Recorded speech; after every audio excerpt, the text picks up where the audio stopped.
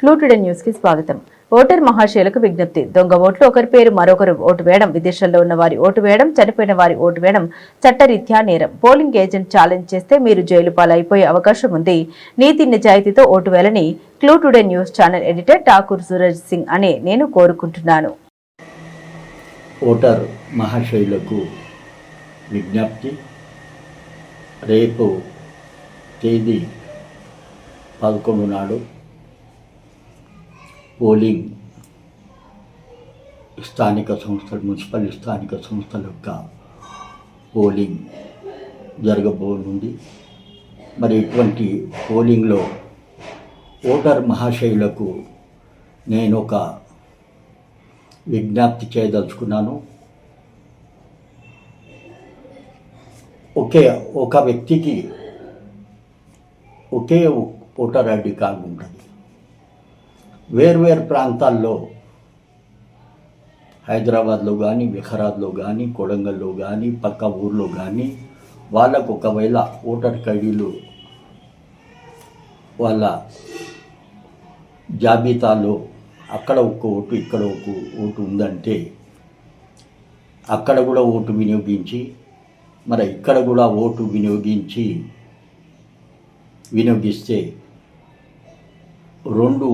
రెండు కార్డులు ఉన్నట్టు తేలితే ఎన్నికల సంఘంలోని రూల్ 17 ప్రకారము ఉల్లంఘించినట్లే.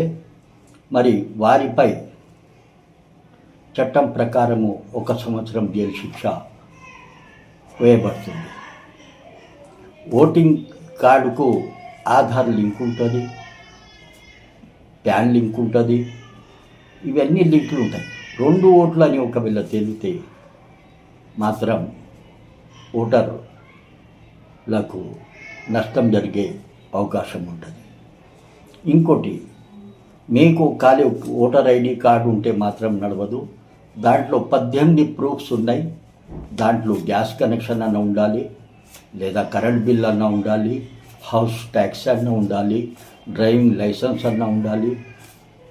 ఏ విధమైన దానికి తోడుగా ఒక డాక్యుమెంటు, 2 డాక్యుమెంట్లు మనము ప్రిసైడింగ్ ఆఫీసర్ ఒకవేళ పోలింగ్ ఏజెంట్ ఆబ్జెక్షన్ చేస్తే దానికి మనము ఆధారాలు చూపించి ఓటు వేయచ్చు. లేదు, కొంతమంది పరువులైనటువంటి అభ్యర్థులు ఉంటారు. డబ్బుల ఆశ చూపి, ఏదో ఒక ఆశ చూపి ఒకరి ఓటును మరొకరు ఉపయోగించుకోవడానికి, అక్రమంగా ఎన్నికల్లో గెలుపొందడానికి ప్రయత్నం చేస్తారు. అటువంటి అభ్యర్థుల మాటల్లో మనము పోకుండా వారి స్వార్థం కోసం మనం అప్రతిష్ట కారాదు, జైలు శిక్ష పడుతుంది, పోలీస్ స్టేషన్ల చుట్టూ తిరగాల్సి వస్తుంది. వారి స్వార్థం కోసం మనం బలి కాకూడదని నేను ఓటర్ మహాశయులకు నేను కోరుతున్నాను. ఓటర్ ఒకవేళ అదంతా ఏం లేదు, మా అభ్యర్థి చూసుకుంటాడు, నాకేమన్నా అయితే పోలీస్ స్టేషన్తో విడిపిస్తాడు, మేము ఫలానా నాకు బలం ఉంది, పలుకుబడి ఉంది అని ఒకవేళ పోతే పోలీస్ స్టేషన్ మన పోలింగ్ ఏజెంట్, ఏ అభ్యర్థి తరఫున పోలింగ్ ఏజెంట్ ఒకవేళ ఛాలెంజ్ చేస్తే ఆ జాబితాలో ఉన్న పేరు మీరు ఒకటి సరిపోదు, ఓటర్ కార్డు.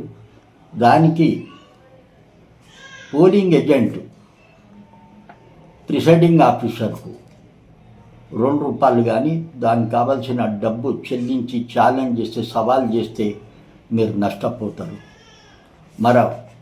నష్టపోవడమే కాక ఓటు వేయదలుచుకున్న జిద్దుకు నేను ఓటు వేస్తా అంటే అప్పుడే మరి మీకు మీ పేరు, మీ తండ్రి పేరు, మీ గుర్తింపు కార్డు ఇవన్నీ తీసుకొని polling agent list of challenge votes అని ఉంటుంది. మరి ఫామ్ 14లో మీ వేలు ముద్ర కానీ మీ సంతకం కానీ తీయించుకొని మీరు మళ్ళా ఓటు వేయడానికి అవకాశం ప్రిసైడింగ్ ఆఫీసర్ కలుపుతాడు. మరి అవన్నీ చూసిన తర్వాత కూడా మీరు దొంగ ఓటు ఒకవేళ వేస్తే నష్టపోయేది మీరే. మీరు నష్టపోతారు. అభ్యర్థుల మాట వినరు. నిజాయితీగా ఎన్నికల్లో గెలిచే వ్యక్తికే మీరు ఓటేసి గెలిపించాలి. కానీ వీళ్ళ కల్లోబల్లి మాటలకు అభ్యర్థులు లోపరుచుకొని ఏదో మద్యంకు కానీ డబ్బులకు కానీ ఏ విధమైన లోపరుచుకొని ఓటు వేయడానికి మీకు ఫోర్స్ చేస్తే, బలవంతం చేస్తే మీరు దానికి ఒప్పకుండా, మీరు అప్రతిష్ట పాలు కాకుండా, జైలు పాలు కాకుండా, పోలీస్ స్టేషన్ చుట్టూ తిరగకుండాని మీ ఓటర్ మహాశయులకు నేను విజ్ఞప్తి చేస్తున్నాను. కొంతమంది అభ్యర్థులు దొంగ ఓట్ల కోసం ఒకరి పేరు మీద మరొకరి పేరుతో ఓటు వేయడానికి ప్రోత్సహిస్తే, లేదా చనిపోయిన వారి యొక్క ఓటును ప్రోత్సహిస్తే, విదేశాలలో ఉన్న వారి ఓటు వేయడానికి ప్రోత్సహిస్తే దానికి మీరు అంగీకారం తెలపకుండి, డబ్బుల ఆశకు నష్టపోకుండి, మీ మీద క్రిమినల్ కేసు అవుతుంది, పోలీస్ స్టేషన్లో చుట్టూ తిరగాల్సి వస్తుంది. ఇది చట్టరీత్యా నేరం అని ఓటర్ మహాశయులకు నేను విజ్ఞప్తి చేస్తున్నాను. దయచేసి ఓటర్ మహాశయులకే మాత్రమే నేను కోరుకుంటున్నా, నిజాయితీగా ఓటేయండి. మీ ఓటునే మీరు వినియోగించండి. ఇతరుల ఓట్లు వినియోగిస్తే మాత్రం మీరు పోలీస్ స్టేషన్ల చుట్టూ తిరగాల్సి వస్తుందని మీకు మనవి చేస్తూ, రేపు జరగబోయే ఎన్నికల్లో నీతి నిజాయితీ గల వ్యక్తులకు ఓటేసి మీ అమూల్యమైన ఓటు ఆయుధంతో వాళ్ళకి గెలిపించాలని కోరుతూ మీకు కోరుతున్నాను.